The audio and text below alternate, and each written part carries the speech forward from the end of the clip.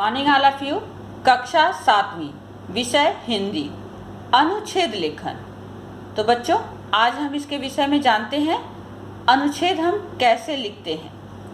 किसी भी विषय पर संक्षेप में चर्चा करना अनुच्छेद लेखन कहलाता है। अनुच्छेद लिखते समय निम्नलिखित बातों का ध्यान रखना चाहिए। आइए जानते हैं। वाक्य छोटे तथा प्रभावशाली होने चाहिए। विषय को संक्षेप में स्पष्ट किया जाना चाहिए।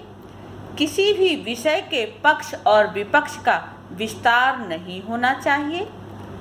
अनुच्छेद और निबंध में अंतर होता है। निबंध दो शब्दों से मिलकर बना है, नि प्लस बंध, अर्थात जिसमें किसी प्रकार कोई बंधन न हो। निबंध में विषय को विस्तार पूर्वक बताया जाता है, परंतु अनुच्छेद लिखते समय शब्द सीमा का भी ध्यान रखना पड़ता है। कभी कभी दैनिक अनुभव या किसी घटना को भी हम अनुच्छेद के रूप में लिख सकते हैं। आइए हम जानते हैं कि अनुच्छेद कैसे लिखते हैं। इसका विषय है समय का सदुपयोग। तो बच्चों, मैं आपको पढ़ के बताती हूँ। खोया हुआ धन परिश्रम करके पुनः कमाया जा सकता है। खोया स्वास्थ्य समुचित इलाज से पुनः कमाया जा सकता है, किंतु बीता समय किसी भी कीमत पर पुनः प्राप्त नहीं होता। यदि तो कमान से निकला तीर है, जो चल गया तो बस चल गया। जिसने समय के महत्व को समझकर उसका सदुपयोग किया, उसे जीवन में सफलता प्राप्त हुई, और जिसने इसे व्यर्थ की बातों में गंवा दिया, वह जीवन में कुछ भी प्राप्त नहीं कर पाया। प्रकृति का कण कण हमें समय के महत्व को समझने का संदेश देता है।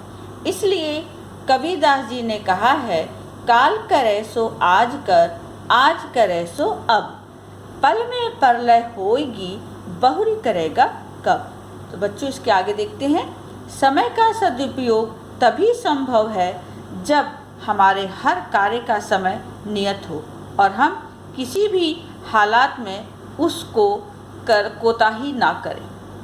समय की कमी की शिकायत केवल वे लोग करते हैं जो समय का नियोजन करके नहीं चलते। वस्तुतः अपने आलस्य को छिपाकर स्वयं अपने को ही धोखा देते हैं। विद्यार्थी जीवन में तो समय के सदुपयोग की सबसे अधिक आवश्यकता होती है। पढ़ाई, खेलकूद, मनोरंजन आदि के लिए समय निश्चित करके यदि वे उस पर दृढ़ता से चलें तो निश्चय ही सफलता उनके कदम चूमेगी।